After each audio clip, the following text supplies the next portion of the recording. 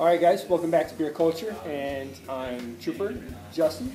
That's me. Good to see you again this week, brother. Thanks, sir. And we're out here today with Chris Anderson, the Brewmaster at Coachella Valley Brewing. And today we're going to go over a variety of topics, but the primary thing we're going to do right now is we're going to go through 3 different beers. You can see for the first time we all have a different beer at the table, and Chris is going to walk us through what we're drinking. Chris, first off, cheers. Thanks for having us. Cheers. Thank you. Thanks for coming out in. here. Thanks for having me. In my glass, first off, I have the Monument on Brett, which is kind of our take on a Brett IPA. Brettanomyces is a wild yeast. We use the Brettanomyces Trois strain, which is very fruit forward. Has a little less funk than say Brett Bruxellensis. So this is our normal Monumentus Rye Double IPA, and 100% fermented with Brettanomyces. It's only here at the tasting room. We don't offer it anywhere else. And it's kind of my go-to beer, being I really love the funky kind of wild flavor of Brett. I'm about to try that one here today. You got the Belgian Red in your glass. That was made with locally grown tart cherries from over in the Cherry Valley area, right below Oak Glen. Kind of got a pretty deep malt complexity from 4 different caramel malts, and then a little bit of a special roast on the back end. All Pilsner malt from Belgium as well. So it's fairly malt forward, quite a polar opposite to what's in my glass, but very malt forward, very nice crisp Belgium. Trappist ale yeast produces a lot of banana, clove kind of character, which marries really well with that fruit. But the malt really carries that Belgian beer right For there sure, a lot. for sure. The cherries come through a little bit, but the Belgian's not overwhelming. No. That's one of the things that always kind of turns me away from Belgian beers. For It's sure. too overwhelming in that back flavor. It's very smooth, very sessionable beer. And then you're drinking the white IPA, so that beer is kind of like our little hybrid thing where we blend a whip beer, Belgian style whip beer, with our double IPA, and you kind of get the best of both worlds. It's got some coriander, some kumquat, some honey, and then of course all the notes of a good old fashioned, punch in the tongue West Coast IPA. It's definitely West Coast IPA, but I get a lot of coriander and the honey. And it gives it a little haze too, the wheat. Our wheat beers here, because of the H.E.B.S, we can run them very, very high proponents of wheat that most breweries can't do. About the highest wheat percentage you'd see in a normal lauter mash tun brewery would be about 50%, and like Desert Swarm, for instance, runs 70%. In the summertime, we do it with 70% unmalted wheat when we do the summer version of Summer Swarm. So yeah, it's definitely gives a lot of bready character on the back end of that beer, which is real nice. So tell me a little bit about the different hops right here. Sure. That's a family of hops going on between those 3 beers. So in Monumentus, we took an approach that we kind of robbed from Russian River Brewing Company. When we were formulating this recipe, I worked really close with Vinny. He was nice enough to answer my emails after pestering him and asking him, because I'd never worked with the hop extract before, and the reason why we chose that is so that we could get a consistent level of bittering. No matter what time of the year, no matter what crop year we were dealing with, we wanted to maintain this beer at 100 IBUs, and I was really a fan of all the IPAs, as many people are, that Russian River makes. So we basically copycatted their bittering hop, and we used the same isomerized bittering hop that they use in Pliny. And explain a hop extract. They isomerize or essentially extract all the bittering component out of the hop, and it forms into like a oil that looks very similar like a honey. It's very thick, and then based upon the weight of the can, you can calculate your bitterness levels. And that honey has got to be crazy in aroma. Oh yeah, it smells awesome. I would put that on my toast. Yeah. I actually tasted it on a dare from my brewer Ryan, and I couldn't taste for a week. Really, it's just palate record. It's a total palate record. Wow. Yeah. Yeah, because I've always heard that Pliny uses a hop extract, but I never knew exactly what that is. Yeah, I mean, the other part of it is whenever you're brewing an IPA that has just a shit ton of hops, you're going to have issues of hop loss, so that the absorption of that fermented beer is going to actually soak up into the hop body, and you're going to lose some of that beer. Yeah, you lose some ground. Absolutely. And when you're talking about a beer like Monumentus, that's a tremendously expensive beer for us to make. You know, we use about 1,200 pounds of malt. Wow. It's one of our biggest bills that we use in addition to the hops. So we wanted to stretch that a little bit, and of course, using an extract versus pelletized or whole hops, you're gonna have less absorption and less hop loss. Very nice. So our yields are better, and the cost is commensurate by the time you factor in the hop loss. Pellets absorb a little bit less, and then whole cones absorb the most. For sure. Right? Yep. If I remember that from my. And typically the good rule of thumb is your pelletized hops are going to give you a higher level of isomerization, so you're going to get more out of it, whereas flower hops are going to give you way better aroma, because they haven't been stomped through or processed. So generally speaking, for my personal preference is that I always prefer to bitter with pellets and then dry hop or do my aroma hop additions with whole cone. So and then in addition to that, we do some late additions with Citra and Simcoe, which are two real popular chic hops right now. So it's very very pungent lemony nose on this beer when it gets aroma hopped. We had a hop addition at the last 5 minutes, and then we had a hop addition in the Whirlpool kettle. So yeah, so the red, a lot of we use a Slovenian hop, excuse me, and we also use a couple nobles from Germany. So it's very spicy hop profile on that, which I think works really well with the malt. It's not overbearing, doesn't overwhelm the malt, which we wanted the malt to shine through on that beer. Originally, when we brewed the white, we were using Sriracha Ace, but right now it's a hop from Japan that's really got a huge lemony note, and it tied in really well with the citrus from the coriander and the kumquat, but we can't get it, so now we're using a New Zealand Motueka and a Tettnager from Germany. Yeah, that's always a battle, isn't it? You get a hop from an off source, and it works really well, and then you go back and you're not able to get that next year. That's the problem right now. I mean, you had so many breweries open up last year that there's not enough hop growers to keep up with the demand for the hops that are really in demand. Like even for instance, Citra, it's almost a new variety. About 4 or 5 years ago, it didn't even have a name. It was called H.E.B.S number. So to think that now it's like one of the most sought after hops. Yeah. There's not enough people growing it is the problem right now. Right. Even Cascade, it's one of the most prominent beer hops used in craft beer today, and there's not enough of that being grown, and that's been around for since they started making it popular up north at Sierra. Yeah, I was talking about that in one of our earlier episodes. That there's, and me and you, I know I've mentioned it before in conversation, that the hop shortage is really going to happen again.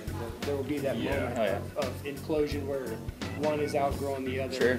And, the hop farmers can't really keep up. Right now, I mean, even everybody has to contract out. That's one of the biggest problems we had here is trying to forecast what beers we're going to sell. And I'll be honest with you, when I was building my prospectus for our hop builds and our contracts for hops, I never anticipated that IPAs were gonna sell in the desert here, from my experience. Yeah. But after our first 2 weeks, we sold out 50 barrels of IPAs in about 3 weeks. I mean, at first I wanted nothing to do with them. They were too bitter. They tasted like soap, and I'm like, just get it away from me. I don't want it. But now, I mean, it's one of my favorites. And sours is another one. I'm starting to come around on sours. Acquired another 5 days. You know me enough to know that I've never been a sour Belgium, any of those styles. I've been a hop head from the gate. Doing this show with Justin is turning my brain where I'm like, we need to do more of these fruit-based beers. Sure. Galeras style. I love that. Sours. I want to explore more of that stuff now. Absolutely. Like here I am enjoying a Belgian red. It's like enjoying it immensely. Sure. I want to talk to you a little bit about branding, because I think some of the labels you have out there, all the labels you have out right now are just phenomenal. Yeah, we got real lucky with the company we got handling all that. They're a company that represents or does all the marketing for Patron tequila and a few other really big brands. And we were just really stoked they wanted to jump on board, and they had some really brilliant ideas. I mean, we wanted something with iconic imagery, but not I think a lot of labels nowadays are really too busy, especially when you consider people like myself. We walk up and I grab a beer within about 10 seconds of looking at the cooler. I'm not one of those guys that sits there for 20 minutes trying to dig through, you know. Yeah. What I don't like is when you see a label and you can barely read the name of the beer on there. It's come on. Yeah, it's you know. so busy. There's so much going on in the label. It's a lot of that nowadays. Yeah. You should at least be able to read the name of the beer. I think I really get turned on by can art. I think can art is super cool. Yeah, I mean, you can do a lot more stuff with cans too. I mean, super cool. Anytime you're doing any kind of screening or anything like that, you have a lot more luxury. My buddy up in Anchorage, he does all his own art on his bottles, and he does it with a silk screen, and he does an amazing job. Anchorage Brewing Company, if you ever had their beers, just phenomenal. And he does some outstanding stuff. Well, I've seen, I know Cigar City does it, so with some of their cans, they have actual printed labels that are stuck on the can.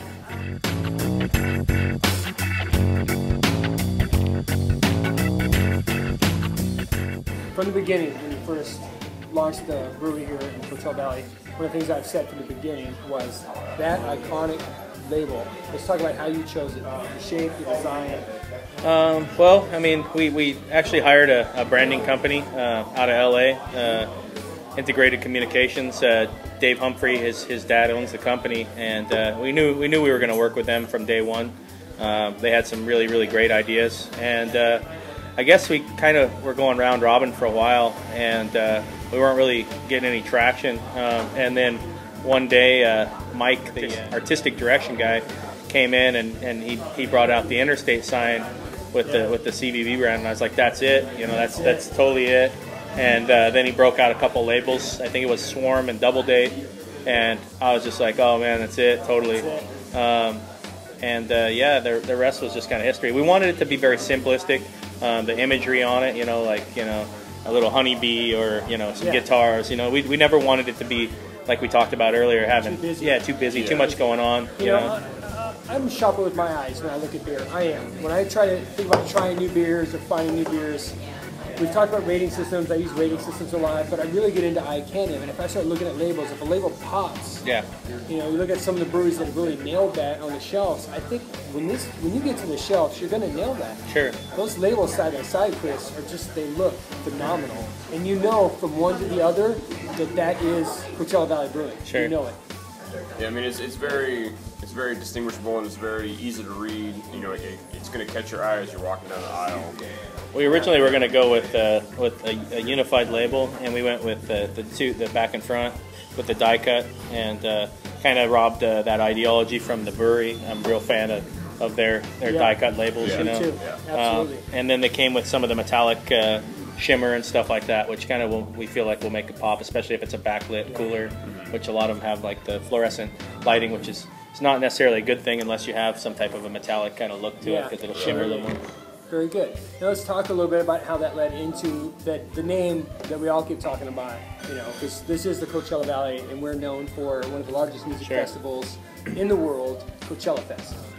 Yeah, you came up with that name for a Coach beer, Coachella. I guess like about a year and a half ago when I was developing the recipe, it kind of just spouted out, and I was like, oh man, we should name it Coachella Festival. Because we were going to say, you know, because, you know, the festival. So I was like, originally, that's what the label read, was Coachella Festival.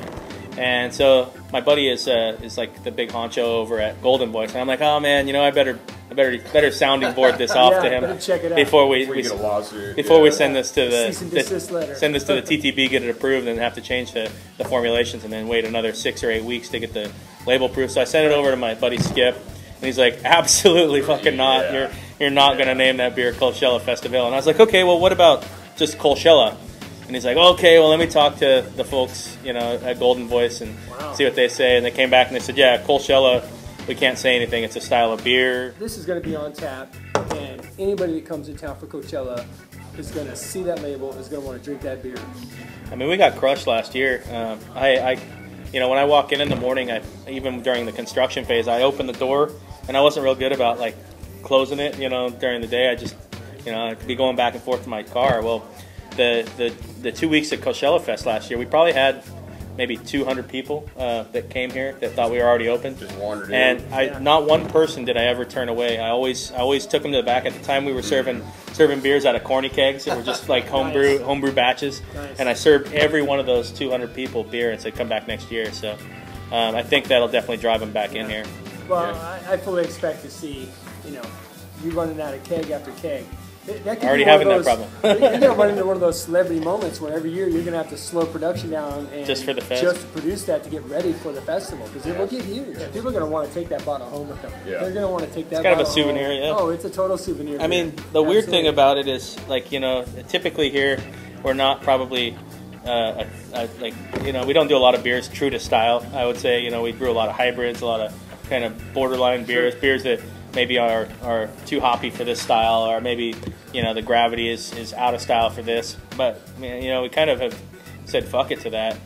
And this is the one beer that other than it being a little on the bitter side probably for a Kolsch, is pretty dead on to style. You know, we use true noble hops, we use a Cologne water profile, we import all the German malts, and you know, to us it's pretty important, and the sales have certainly reflected that. It's head and shoulders our best-selling beer outside of the tasting room. Wow. We don't sell it as much of it out of here in correlation to what our outside sales are like. But you know, outside of here, at all of our accounts, it flies. It simply flies. Well, I could easily see a bar or a restaurant recommending this when they don't have, you know, the standard Bud or Coors on tap, because it's very light, but it's got a lot more flavor than any of those other beers. It's more complex, but it's what we call a footbridge beer. You know, we wanted to have a beer that we could drive, like you said, your Bud Miller Coors guy too, but it still be a craft. You know, still be unique. I think it's definitely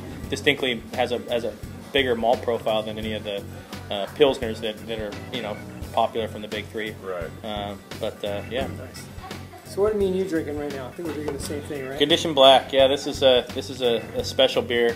First, I have to interrupt you and Sure. say that's my favorite beer you've brewed so far at the brewery. Thank you. I am Appreciate it. super big fan of that beer right there. Yeah, it's Ryan, my brewer, is his favorite too so far that we made. It's amazing. Tell me what's going on. It's a Cascadian Dark Ale. Yeah, right? it's an Imperial CDA, Cascadian Dark. Okay.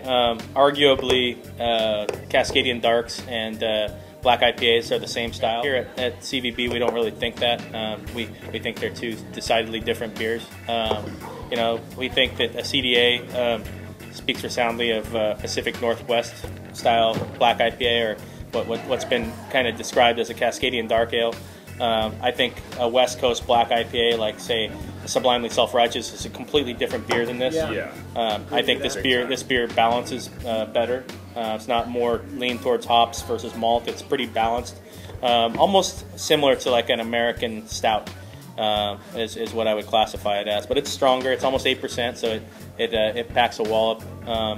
We originally were going to brew it and release it for Veterans Day, but you know, we had some issues with trying to crank it out, so we missed that. But we got it out, and we're pretty happy with it. You know, it's very unique. It's got midnight wheat in it, which gives it kind of a rich, chocolatey, almost dark cocoa kind of flavor. That specifically? It's a heavily kilned malted wheat, so it's really dark. Got a really high lava bond, really heavy acrid kind of character to it. And we got some chocolate in there, obviously, some caramel malts. You know, some actual chocolate or chocolate malt? Chocolate malt. Chocolate malt, Yep. very good. And definitely got some notes of anise and coffee. It's pretty bitter. Definitely got a lot of hops in it. It's all the things I love in it. Yeah, it's bitter, kind of the it's best hoppy, of both worlds. It's dark, it's sharp, it's got residual flavor in the back glands. It covers all the palate. The name Condition Black is a term used in the military for a degree of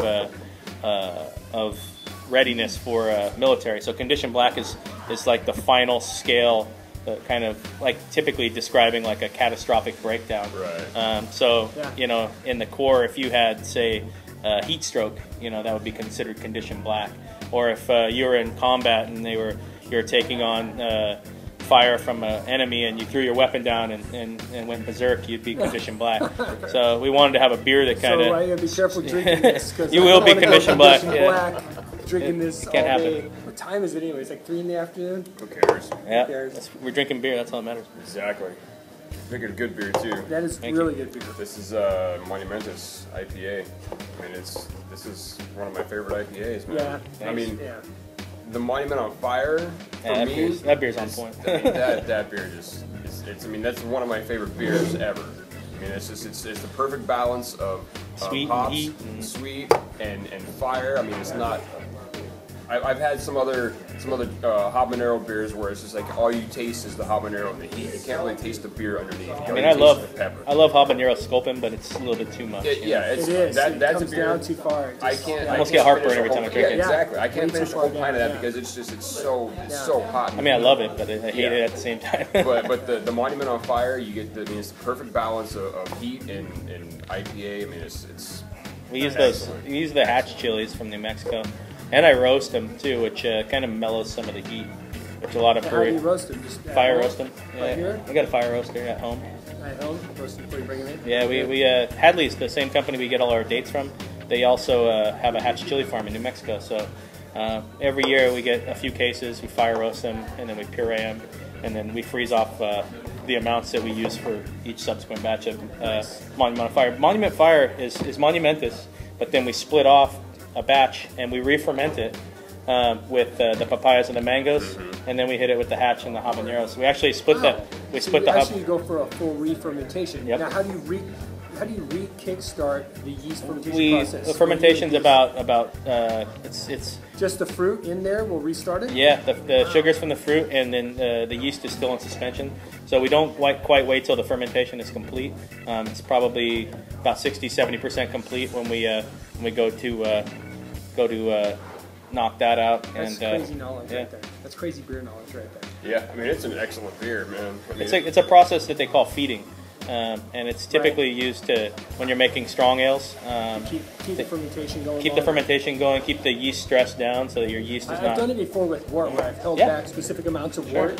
I fermented the first 4 gallons, and then at one point I, shook the whole thing up and reintroduced that last gallon and re-kick-started the fermentation process just to get more of a final lower gravity. Yeah. Actually got myself down to a 0.9 on that one. I really took it way down. The brewery is notorious for feeding. They do that. But it gives you a very dry ale. Oh, right? yeah. It gives you a very dry ale. Well, your yeast never Boom. gets inundated with the alcohol content because there's always something for it to kind of gobble on and keep working. Keep procreating, keep going. See, all I got out of what he just said was we took this beer and added magic to it and made a new beer. It's all hocus pocus. I added magic. It's magic. Magic candy beer man made a new beer. It's funny when everybody comes in here and like somebody actually comes in and brews with us. They're like, "Oh my gosh, you guys are basically like janitors. This brewing thing is way overrated. I don't want to do it anymore." Janitors. This is work. You're like constantly washing floors and tanks and scrubbing shit, and people are like, yeah. So. But you're using way less water than everybody else. We are. That's one thing. Let's talk about very that for a proud minute. And we should get me another beer before we go too much further. But Well, do we want to talk about it, or we want to go out there and look at it? we might want to, because one of the things I read online today that I found super interesting was about the spent grain process, and I think that's a beautiful thing that you did. You took the big step.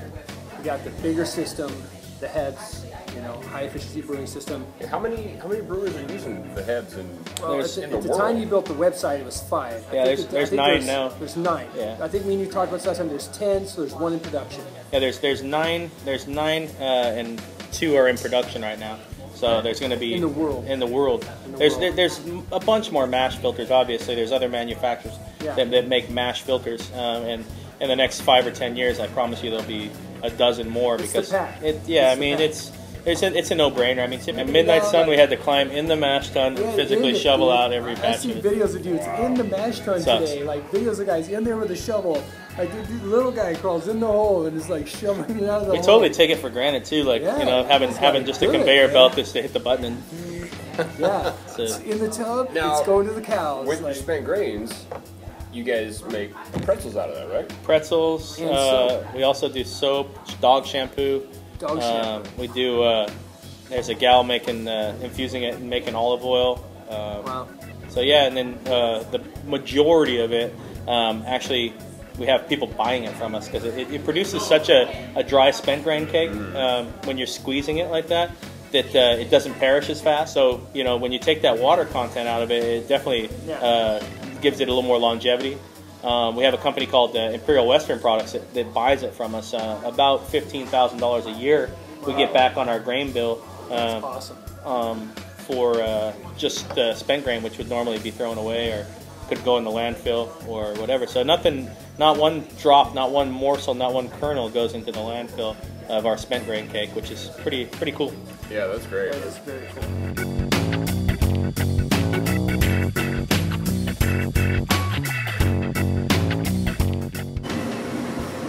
So now we're out here on the High Efficiency Brewing System. And appreciate all the time today and all the opportunity to try out all your beers. They're pretty amazing. Beer's been excellent, I must say. Yeah. Cheers. Yeah, I cheers, but I finished all my beer. Drinking too fast. I'm drinking too fast today. I really am. It's because it's so That good. or you're drinking too little. So good. Maybe both. I don't know. Yeah. Probably a little bit of both. And I noticed you got some beers down here fermenting. They're super happy beers.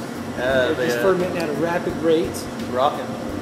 Yeah. It was a Monumentus we brewed yesterday. We knocked it out about 2 o'clock yesterday, and yeah, she's a happy brewer right now. It's bubbling away, man. Fermenting like a monster. That's what we want. Awesome. Faster the better.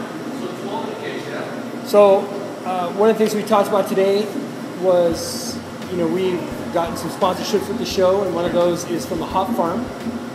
And one of the hop farms is going to be sending us, it looks like about 15 ounces of hops. We would love to sit down with you and Bust out a formulation. yeah, wipe out a Cool. formulation. We'll sit down with the hops and you maybe bring in some beers that go well with those hops. Sure. And I think there's a lot of Centennial, a lot of Cascade, and a couple of experimentals coming. Yeah, You can kind of tell us what you think would be a good recipe to build around that. I'm a huge fan of Conditioned Black. I just think that is the forefront beer you've really produced right now. I mean, I know you got some top sellers for the mainstream, but for me, that's really... I love that beer too. Yeah, doing something along that lines, I think would be phenomenal. I think it's so hard, like especially in California. I mean, everything is decidedly bitter. To create a hoppy beer that's balanced is something that I think has kind of gotten lost a little bit here. With the whole craze of everything's got to be West Coast. So that makes something Northwest. It's kind of cool. That beer was basically emulated after Hop in the Dark. If you ever had that from the Shoots. I have. I think it's an outstanding beer. And outstanding. Larry's a good friend of mine, and I was there one day when they were brewing it, and having never had a Cascadian Dark, I had black IPAs, but again, to not get into the argument about that. They are two separate entities. They are. Sure. Because a Cascadian Dark Ale is really more, like you said, it's just a good balance. And typically, ale. like the biggest thing is the Cascade hops. I mean, that's what makes it its name. I mean. Well, I think we got our 6 or 7 ounces of that coming, so we should have enough to do one. We've got like 300 or 400 pounds of holes in there. So. Yeah, we talked about that last time I was here. You took me to the Anybody hop needs any whole hops, we got you. I'm sorry, I just want to go streaking in there. It just smells so good. It's such a great smell. Yeah, we got to do definitely. the sour. I think you guys mentioned 4 or 5 different names you'd want to have for that event. It's going to be wide angle camera lens backed up a little bit so we can get everybody in the shoot. The Knights of the Round Table. Yeah. Knights of the Round Table. We could even call it that. It'd be a great Awesome. name for the shoot. We're going to have to pace ourselves for that one, though. No drinking before the shoot on that one. Definitely not. But like I said, sours are typically not Low really ABV. high in alcohol. So, I mean, they're usually like between 4 and maybe 6 or 7%. Not like the beers we've been drinking today. Yeah. Most of our beers are, 7 and almost 8 for Conditioned Black. Yeah.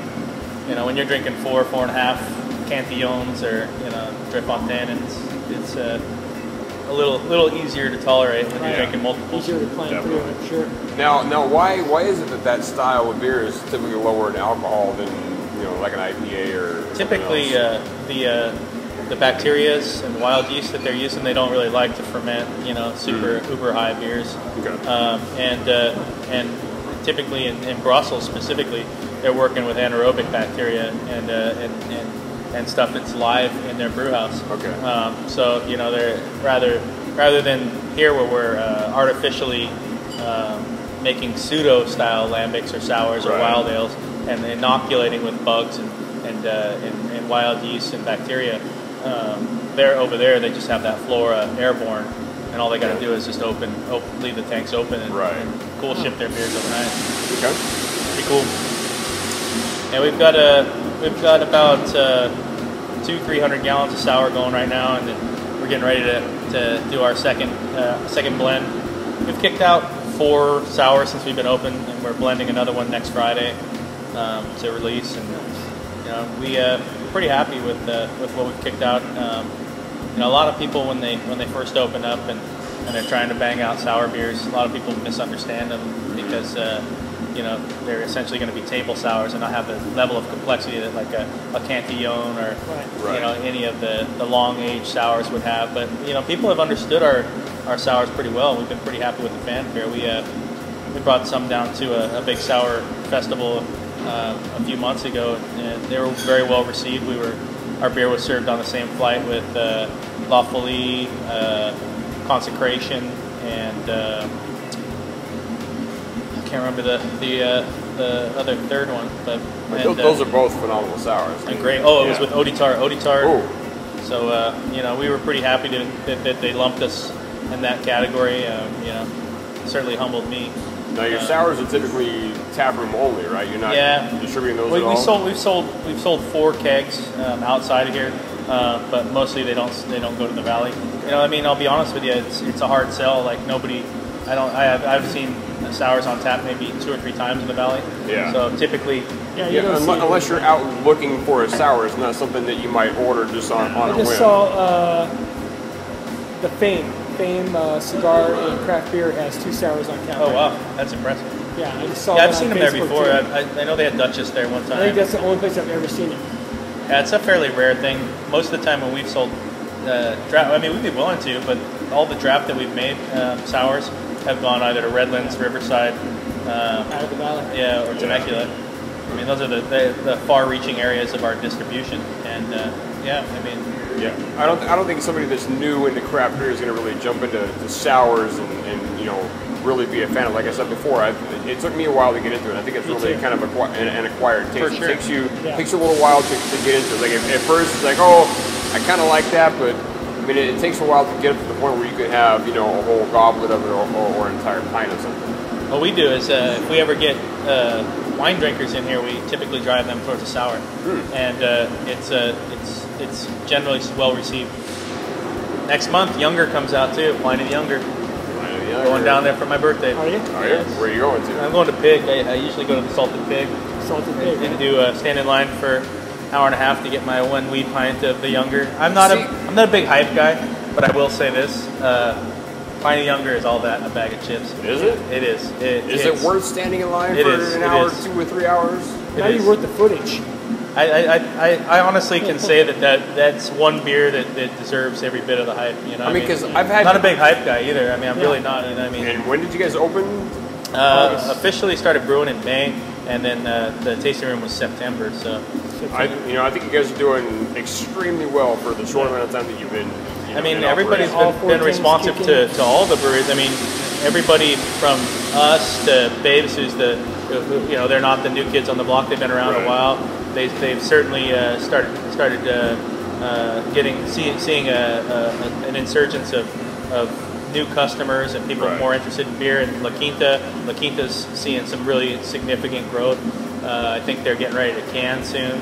Wow. So that'll get them into, like, you know, some arenas that we won't be able to get into, like golf courses and pools and stuff like that. So, you know, I'm pretty stoked, man. I mean, 5 years ago when I moved down to the desert, I was just like totally like depressed, you know, that we had nothing out here. Now here we have 3 solid breweries. Until last year, there was nothing out here. I mean, aside from Babes, there was really nothing else to go to. That really what started my beer trading process, was that there was nothing unique or unusual out here. So I started beer trading to get unique and unusual beers. And I started brewing so that I could brew beers that I couldn't get my hands on. Kudos to these other guys, man. They're stepping up. You're the first person I talked to about home brewing. Yeah. You know, you're the first one. I found you online and I tracked you down. It was like, who do I talk to, and how do I get more people that know what I'm doing and how to, you know, wrap my brain around it. And you being involved with Sarge too. He's a solid brewer. I love Ross Sarge. He's a great brewer. Very fundamentally oriented. Very fundamentally oriented. Yeah. He gets struggles with us going outside of a color range. He's like, no, outside the SRM. I'm like, I don't care. The original homebrew competition that we had in the valley was me, him, and Micah, first, second, third. Yeah. It was pretty cool. That was kind of the beginning of us linking up and kind of taking the homebrew club to the next level. So nice. It's kind of cool. And Schmitty hosting the competition too. So. Yeah, Schmitty, I mean, you know, I've said it numerous times, I don't think craft beer would be where it's at in this valley without Schmitty. There's no way. Between Schmitty and Dean McFarland, I mean, Yeah, I can't say absolutely. enough about both of those guys and their Absolutely. pioneering efforts out here. We probably wouldn't be having the people we have in our tasting room right now if it wasn't for them. So I mean, they definitely expanded the awareness and the palates Yep. of the people. That took were it to different going horizons. through. I mean,